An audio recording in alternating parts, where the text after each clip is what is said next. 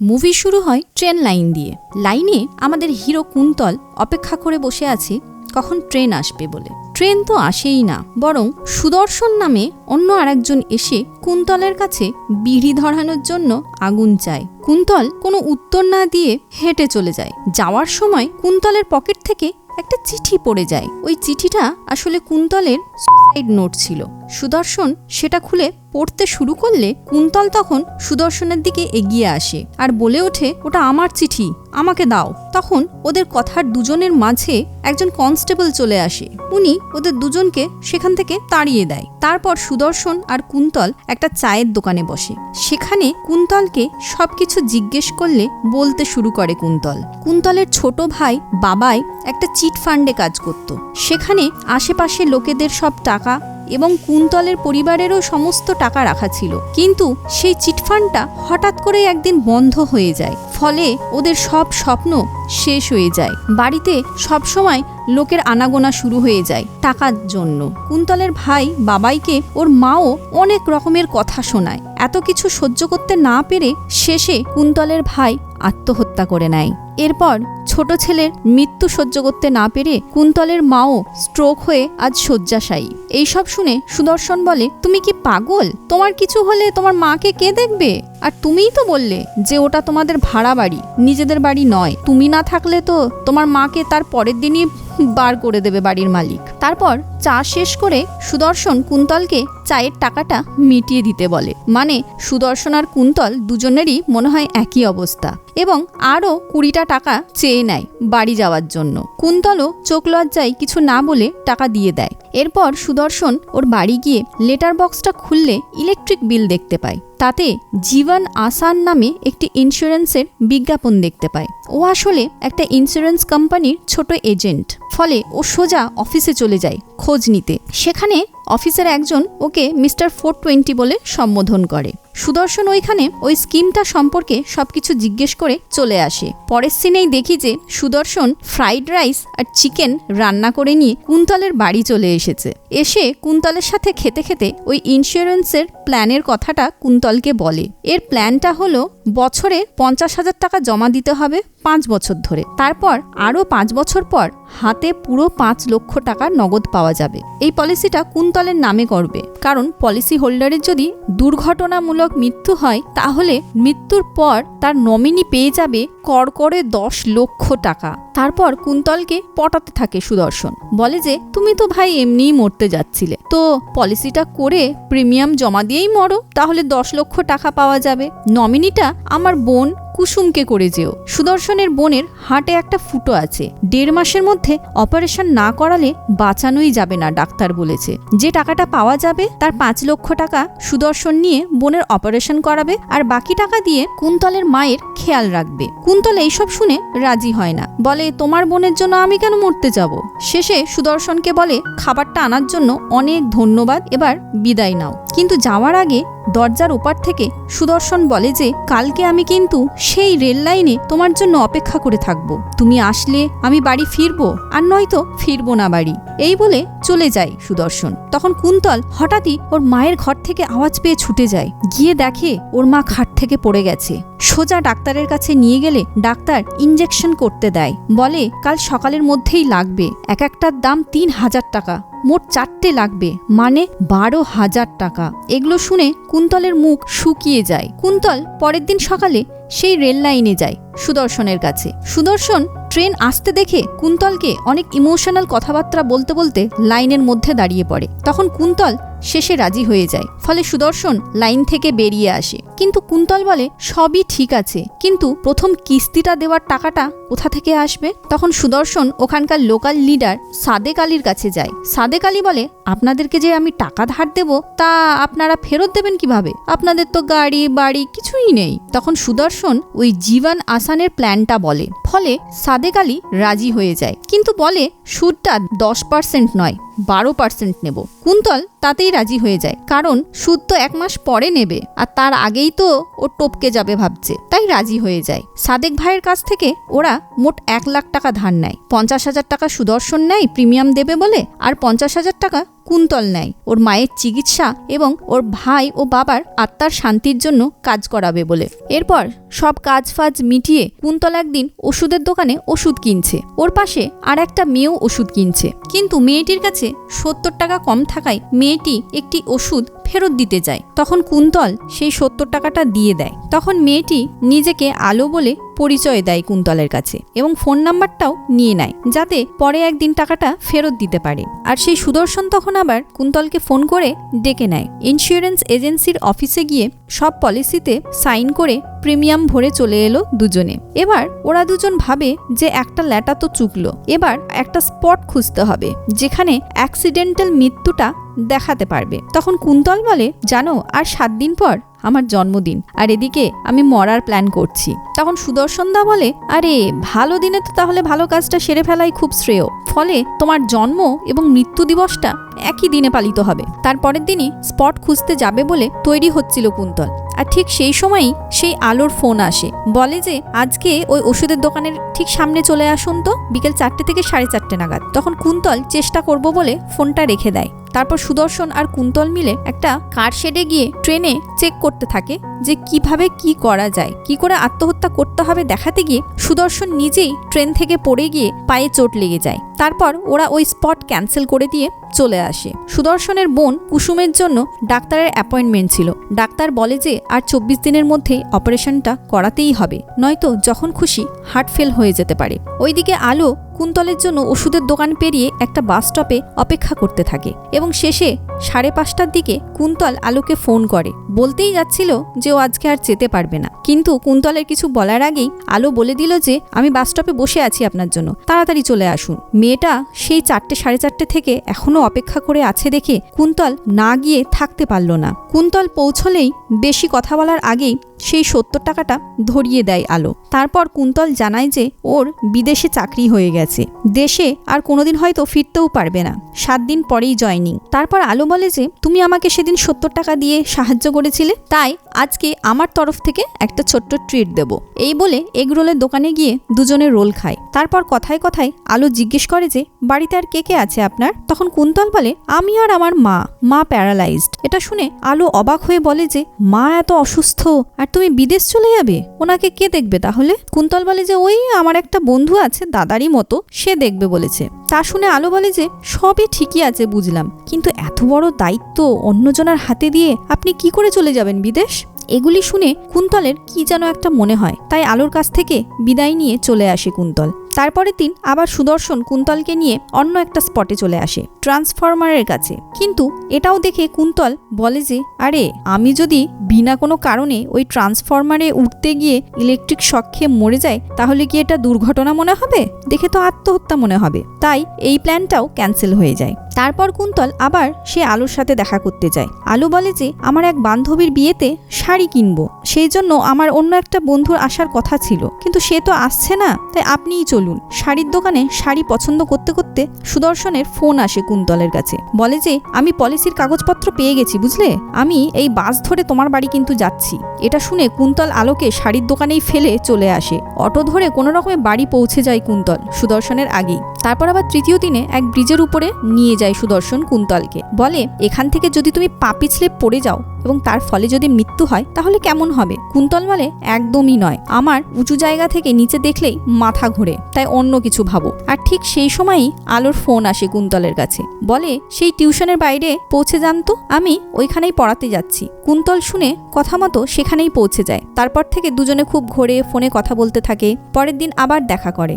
এদিকে সুদর্শন কুন্তলকে 2 দিন ধরে ফোন করেই পায় না। শেষে কুন্তল এসে দেখা করে সুদর্শনের ডাকা জায়গাতে। এবারে নদীতে ঝাঁপ দেওয়ার কথা বলে সুদর্শন। তখনই হঠাৎ নদীতে একটা মেয়েকে ডুবে যেতে দেখে কুন্তল নদীতে ঝাঁপ দিয়ে সাঁতার কেটে সেই মেয়েটিকে বাঁচিয়ে নিয়ে আসে। সেই মেয়েটি বয়ফ্রেন্ডের চক্করে মানে আর কি প্রেমে ছ্যাঁকা খেয়ে নদীতে ঝাঁপ দিতে এসেছিল। তাকে তুলে আনলেই মেয়েটি চিৎকার করে বলে আমাকে বাঁচালে কেন? আমি তো মরতে চাই। তখন কুন্তলকে এক চড় মেরে অনেক বুঝিয়ে সুঝিয়ে বাড়ি পাঠিয়ে দেয়। সুদর্শন বলে এই প্ল্যানটাও ক্যান্সেল, কারণ যে সাঁতার জানে সে আবার কি করে জলে ডুবে মরবে। তারপর আবার সুদর্শনকে কুন্তল বলে যে আমার না একটু বাড়ি যেতে হবে, মাকে দেখাশোনার জন্য সেই যে রত্নাদিকে রেখেছি তার আবার কোথায় যাওয়ার আছে, তাই আমাকে তাড়াতাড়ি বাড়ি যেতে হবে। এই বলে কুন্তল ওখান থেকে কেটে পড়ে। তারপর আলোর সাথে দেখা করতে চলে আসে। আলোকে বলে কালকে আমার বার্থডে আর কালকেই আমার বিদেশ যাওয়ার ফ্লাইট।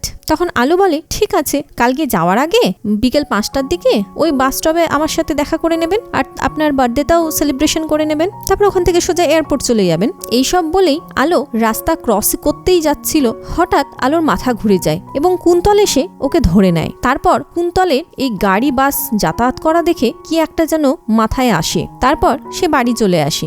বাড়ি এসে দেখে যে সুদর্শন দা বসে অপেক্ষা করছে কুন্তলের। তখন সুদর্শন রেগে গিয়ে বলে যে তুমি মিথ্যে বলে চলে এলে কেন? তুমি আমাকে ফাঁকি মারার চেষ্টা করছো নাকি? তখন কুন্তল বলে না দাদা, আমার কাছে একটা ভালো প্ল্যান আছে। ব্যস্ত রাস্তায় রাস্তা পেরোতে গিয়ে গাড়ির ধাক্কায় একজনের মৃত্যু। এটা শুনে সুদর্শন খুব খুশি হয়। তারপরে সেই 7ম দিন আসে। আজকেই কুন্তলের জন্মদিন এবং আজকেও মৃত্যুর দিন বলেই ঠিক করেছে ওরা। সুদর্শনও সকালে উঠে ডায়েরির 7ম পাতাটা ছিঁড়ে কষ্ট পায়। এদিকে কুন্তলও তৈরি হয় নিজের শেষ দিনের জন্য। তারপর সেই বাস স্টপে গিয়ে কুন্তল অপেক্ষা করতে থাকে আলোর জন্য, কিন্তু আলো আসে না। এদিকে কুন্তলকেও সুদর্শন ফোন করতেই থাকে, কিন্তু কুন্তল রিসিভ করে না। কুন্তল চলে যাওয়ার আগে আলোকে ফোন করে বলে কি ব্যাপার, আসলে না যে? আমি তো চলে যাব এবার। আলো বলে আসলে আমি একটা কাজে ফেঁসে গেছি, আসতে পারবো না বুঝলে, শেষ বিদায়টা দিতে ইচ্ছা করছে না তোমাকে। তারপর কুন্তল অনেক ভাবে, শেষে সুদর্শনের সাথে দেখা করে জানায় যে ও আর মরতে চায় না, বাঁচতে চায়। এটা শুনে সুদর্শন বলে সাদেকের কাছ থেকে টাকা নেওয়ার সময় মনে ছিল না? তখন কুন্তল উত্তরে বলে আমি তোমার বোনের জন্য মরতে যাব কেন? আর তাছাড়াও তোমার যে আদৌ কোনো বোন আছে কিনা তা তো জানিই না আমি। কোনোদিন তো আলাপ পরিচয় কিছুই করাওনি তোমার বোনের সাথে। আবার সেদিন পলিসি করতে গেছিলাম, সেদিনও তো অফিসে তোমাকে চিটিংবাজ বললো। ভাবছো আমি কিছু শুনতে পাইনি? আর আমি যে মরে গেলে তুমি আমার টাকাটা ঝেপে নিয়ে মাকে যে রাস্তায় ফেলে দেবে না, তার কে গ্যারেন্টি দেবে? তখন সুদর্শন এইসব শুনে বলে তোমার যখন আমার সম্পর্কে এই রকমই ধারণা, তখন তুমি যাও এখান থেকে। তারপর সুদর্শন সাদেক আলীকে ফোন করে কুন্তলের মন পাল্টে যাওয়ার কথা জানায়, বলে যে কুন্তলকে আপনারাই মেরে দিন। এদিকে কুন্তল সেই আলোর স্টুডেন্টের বাড়িতে গিয়ে আলোর ঠিকানাটা নেয়, আর ওদিকে সাদেক আলীর লোকেরা কুন্তলকে মারার জন্য কুন্তলের বাড়িতে পৌঁছে যায়। কুন্তলও পৌঁছে যায় আলোর বাড়িতে। কুন্তল আলোকে বলে যে আমি গেলাম না বিদেশ, মায়ের জন্য আর তোমার জন্য। তখন আলো এগিয়ে এসে কুন্তলকে জন্মদিনের শুভেচ্ছা জানিয়ে জড়িয়ে ধরে। তখনই দেখি যে বাড়ির ওইদিকে সুদর্শন দাঁড়িয়ে। হ্যাঁ, আপনারা ঠিকই ধরেছেন, কুসুমই হলো আলো, সুদর্শনই আলোর দাদা। তারপর দেখি আলো চা করছে ওদের দুজনের জন্য, আর এদিকে সুদর্শন আর কুন্তল ওর অসুখ নিয়ে আলোচনা করছে। তখনই সাদেকের ফোন আসে সুদর্শনের কাছে। সুদর্শন সেটা দেখিয়ে বলে যে এই দেখো কুন্তল, সাদেকের ফোন, ওদেরকে আমি তোমাকে মারার জন্য লোক পাঠাতে বলেছিলাম। ঠিক সেই সময়ই আলো চা নিয়ে চলে এলে ওরা ওই আলোচনাটা বন্ধ করে দেয়। তারপর আলো চা দিতে গিয়ে হঠাৎই অজ্ঞান হয়ে যায়। সুদর্শন ছুটে ডাক্তার ডাকতে যায়। তারপর সুদর্শন কুন্তলকে ক্যালেন্ডার দেখিয়ে বলে যে 3রা আগস্ট ওর অপারেশন করাতেই হবে। ডেথ বেনিফিট পেতে 10-12 দিন সময় লেগে যায়, তাহলে তার আগে 8 দিন থাকলো, আর তার মধ্যে থেকে আমি 4 দিন তোমাকে সময় দিলাম। এরই মধ্যে 5 লক্ষ টাকা জোগাড় করে আনো, আর সাদেককে আমি বুঝে নেব, সেটা নিয়ে তুমি ভেবো না। এরপর কিন্তু আলোর সাথে দেখা করার চেষ্টা করবে না কোনোদিনও, কারণ এই সম্পর্কের কোনো ভবিষ্যৎই নেই। তুমি এই 4 দিনে যা করার করো, নয়তো তারপর থেকে বাকি 4 দিনে আমি আমার বোনের প্রাণ রক্ষার জন্য কাউকে মারতেও পিছপা হব না। এরপর ডাক্তারবাবু আলোকে দেখে ঘর থেকে বেরিয়ে বলে যে অবস্থা খুব একটা ভালো নয় বুঝলেন, তাড়াতাড়ি অপারেশনের ব্যবস্থা করুন। কুন্তল পরের দিন থেকে সব বন্ধু বান্ধব আত্মীয়দের কাছে টাকার জন্য জিজ্ঞেস করে, কেউই দিতে রাজি হয় না। সবাইকে ফোন করে করে শেষে এক ব্যাংক ম্যানেজার বন্ধুর সাথে দেখা করে লোন চাই ব্যাংক থেকে, কিন্তু সে দিতে পারবে না বলে প্রথমে, কারণ তার কাছে তো কোনো গ্যারেন্টার বা চাকরি কিছুই নেই। অনেক ভেবে তারপরে বলে যে আচ্ছা শোন, তুই কোথাও একটা মাসে 20,000 টাকার মাইনের চাকরি জোগাড় করে দে, শুধু অফার লেটারটা আমাকে দিস, আমি তোর লোনের ব্যবস্থা করিয়ে দেবো। অনেক জায়গায় ইন্টারভিউ দিতে চাই কুন্তল, যেখানে সিলেকশন হয় সেখানে বেতন কম, আর যেখানে বেতন বেশি সেখানে ওর সিলেকশন হয় না। তারপর এক বান্ধবীকে ফোন করে টাকার জন্য। তখন সে বলে যে আরে আমি তো এখন প্রেগন্যান্ট, তো আমাকে এখন অনেক বুঝে সুঝে খরচ করতে হচ্ছে। সেটা শুনে কুন্তল বলে ঠিক আছে, তাহলে তোর কোম্পানিতে যদি কোনো চাকরি থাকে তো বল। মেয়েটি তখন পরে ফোন করছি বলে ফোন রেখে দেয়। এদিকে সাদেক আলী তো সুদর্শনের উপর এমনভাবে ক্ষেপে আছে যে পেলেই বোধহয় ধোলাই দেবে। দেখতে দেখতে 20 তারিখও পেরিয়ে যায়, মানে 4 দিন শেষ হয়ে যায়। তারপরের দিন দেখি কুন্তল বাসে করে কোথাও একটা ইন্টারভিউ দিতে যাচ্ছে। হঠাৎ করেই ওকে পিছন থেকে কে যেন ধাক্কা মেরে বাস থেকে ফেলে দেয়। যে ধাক্কা মেরেছে তাকে পাবলিক গণপিটুনি দিতে থাকে। কুন্তল ছুটে গিয়ে দেখে যে সে আর কেউ নয়, সুদর্শন দা। তারপর রাতের বেলা সুদর্শন ইলেকট্রিক তার কুন্তলের উঠোনে ফেলে রাখে। সেটাতে কুন্তল পা না দিয়ে পাড়ার একটা বাচ্চা মেয়ের গায়ে লাগে। সেটাও সুদর্শন দেখতে পায়, কিন্তু তাও থামে না। কুন্তল ওকে অনেক বোঝায় যে এইভাবে আমার প্রাণ নিতে গিয়ে তুমি অন্য কারোর নিষ্পাপ প্রাণকে শেষ করে দিও না দাদা, কিন্তু সুদর্শন যেন কিছুই শুনতে পায় না। এইরকম ভাবে আবারও কুন্তলকে মারার চেষ্টা করে, মাথার উপর বাড়ির ভাঙা অংশ ফেলে, কিন্তু পারে না। কুন্তল বেঁচে যায়। তারপর একদিন রান্নাঘরে গ্যাস ওভেন ধরাতে গিয়ে সুদর্শনের মুখে হাসি ফুটে ওঠে। সুদর্শন পরের দিন কুন্তলের মাকে নিয়ে কোনো এক মন্দিরে চলে যায়। কুন্তল সারাদিন চারিদিকে ইন্টারভিউ দিয়ে এসে বাড়ি ঢুকতে গিয়ে দেখে যে বাড়ির গেটে তালা বন্ধ।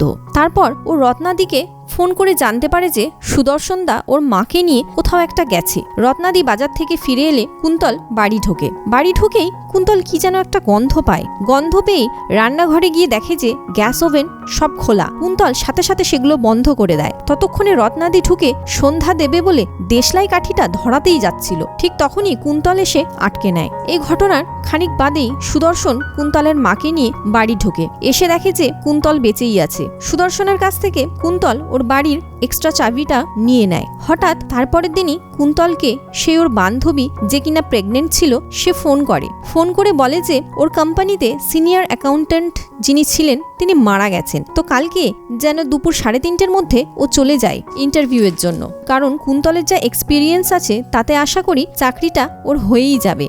কুন্তল এটা শুনে খুব খুশি হয়। এদিকে সাদেক আলীর লোক চলে আসে সুদর্শনের বাড়িতে। তারপর সুদর্শনকে ডেকে নিয়ে যায় সাদেকের কাছে। ওখানে গিয়ে সুদর্শন 1 সপ্তাহের সময় চেয়ে নেয়। সাদেক বলে ঠিক আছে, 7 দিন সময় দিলাম, 8 দিনের দিনটা আপনি কিন্তু আর দেখতে পাবেন না। তখন ওই বিল্ডিং এর উপরে দাঁড়িয়ে দাঁড়িয়ে সুদর্শনের মাথায় অন্য একটা প্ল্যান আসে। তারপরের দিন কুন্তল ইন্টারভিউ দিতে যাওয়ার জন্য বেরোয়, আর তখনই ওকে কে যেন একটা ভারী লাঠি দিয়ে আঘাত করে ওর মাথায়। এদিকে আলো ফোন করে করে পায় না কুন্তলকে সারাদিন। তারপর দেখি যে কুন্তলকে একটা চেয়ারে বসিয়ে রেখে দিয়েছে সুদর্শন। সাদেকের লোকেরাই কুন্তলকে মাথায় আঘাত করে তুলে এনেছে, তারপর সুদর্শনের কাছে দিয়ে দিয়েছে। কুন্তলকে জলের ঝাপটা দিয়ে কুন্তলের জ্ঞান ফেরায়। কুন্তল বলে দাদা তুমি কি সর্বনাশটাই না করলে। আজকে আমার একটা ইন্টারভিউ ছিল, সেটা দিলে চাকরিটা কিন্তু হয়েই যেত। এই সব কোনো কথাতেই সুদর্শন কান দেয় না। ও কুন্তলকে টেনে নিয়ে গিয়ে ফেলতে যায়। দুজনের মধ্যে অনেক মারপিট হয়। তারপর মারতে মারতে সুদর্শনই পড়তে যাচ্ছিল, কিন্তু কুন্তল ওকে ধরে নেয়। এরপর দেখি কুন্তল আলোর কাছে গেছে। ওখানে আলো আর কুন্তলের কথোপকথন সুদর্শন শুনতে পায়। তারপর সুদর্শন আর কুন্তল দুজনেই অনেক ভাবনা চিন্তা করে সারা রাত। এবং পরের দিন সকালে আলো এসে ওর দাদাকে যখন খুঁজতে যায় তখন টেবিলে একটা চিঠি পড়ে থাকতে দেখতে পায়। চিঠিটা সুদর্শনের। তাতে লেখা আছে সাদেক আলীর কাছে ওর নামে একটা পলিসি করা আছে। সুদর্শন মারা যাওয়ার পর সাদেকের কাছ থেকে অপারেশনের টাকাটা যেন নিয়ে নেয়, আর কুন্তল এবং ও দুজনেই যেন খুব সুখী হয়। আলো তাড়াতাড়ি ছুটে গিয়ে ওর দাদাকে কল করলে শুনতে পায় যে ফোনটা বাড়িতেই রেখে গেছে। সেই ফোনটা নিয়ে যখন দেখে যে ফোনে কুন্তলের একটা ভয়েস মেসেজ আছে, সে মেসেজটা ওপেন করতেই কুন্তলের ভয়েসটা শুনতে পায়। কুন্তলও বলে যে দাদা আমি মারা যাওয়ার পর টাকাটা নিয়ে আলোর অপারেশনটা করিয়ে নিও, আর আলো যদি জিজ্ঞেস করে তো বলে দিও আমি বিদেশের চাকরিটা নিয়েই নিলাম, আর ফিরবো না কোনোদিন। এইসব শুনে আলো শুয়ে শুয়ে কাঁদতে থাকে এবং তারপরেই আলো অনেক কটা ট্যাবলেট একসাথে খেয়ে নেয়। এদিকে কুন্তল রাস্তায় দাঁড়িয়ে থাকে। তারপরেই রাস্তায় একটা গাড়ির সামনে চলে আসে এবং গাড়িটা থেমে যায়। গাড়িটা থেকে যে মেয়েটি বেরিয়ে আসে সে মেয়েটি আর কেউ নয়, সে হলো ওই মেয়েটি যে নদীতে ঝাঁপ দিয়ে আত্মহত্যা করতে যাচ্ছিল, আর কুন্তলই ওকে সাঁতরে গিয়ে বাঁচিয়েছিল।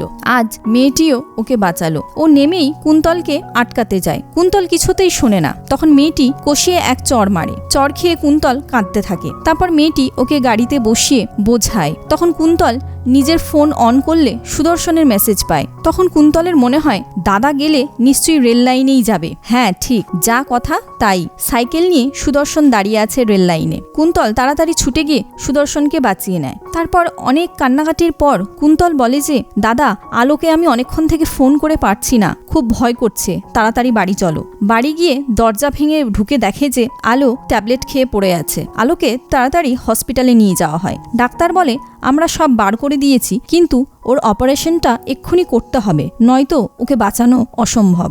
আপনারা রিসেপশনে গিয়ে দেখা করুন, ওইখানেই সবকিছু বিল টিল মিটিয়ে দিন। তখনই হঠাৎ পিছন থেকে এক ভদ্রলোক বলে ওঠেন, রিসেপশনে যাওয়ার কোনো দরকার নেই, রিসেপশনের বিলটা আমি জমা করেই এসেছি। তখন সুদর্শন ঘুরে দাঁড়িয়ে বলে, আরে ইনি তো একজন বড় ইন্ডাস্ট্রিয়ালিস্ট, বিকাশ সেনগুপ্তা। উনি তখন বলেন, তোমরা একদিন আমার মেয়েটার প্রাণ বাঁচিয়েছো, সেটার তুলনায় এটা তো কিছুই নয়। তারপর আলোর অপারেশন সাকসেসফুল হয় এবং জ্ঞান ফিরে ওদের দুজনকে দেখে শান্তি হয় আলোর। সুদর্শন বিকাশবাবুকে বলেন, আপনি যা উপকার করলেন স্যার, তার ঋণ কোনোদিনই আমরা শোধ করতে পারবো না। তখন বিকাশবাবু বলেন, আরে ঋণ তো শুধতেই হবে, আমি হলাম ব্যবসাদার মানুষ, আমি কিন্তু ডিলটা অনেক ভেবেচিন্তেই করি। আমার অফিসে একজন সিনিয়র অ্যাকাউন্টেন্টের দরকার, তাই আমি চাই যে কুন্তলই ওখানে জয়েন করুক। আর হ্যাঁ, আমার কোম্পানির সদস্যদের জন্য ইন্স্যুরেন্স প্ল্যানটা সুদর্শন তোমার কাছেই আমি করাতে চাই। তারপরের সিনেই দেখি যে আলো সুস্থ হয়ে উঠে বাড়ি ফিরে এসেছে এবং কুন্তলের সাথে বিয়ে হয় এবং এইখানেই আমাদের কাছের মানুষ মুভিটি শেষ হয়।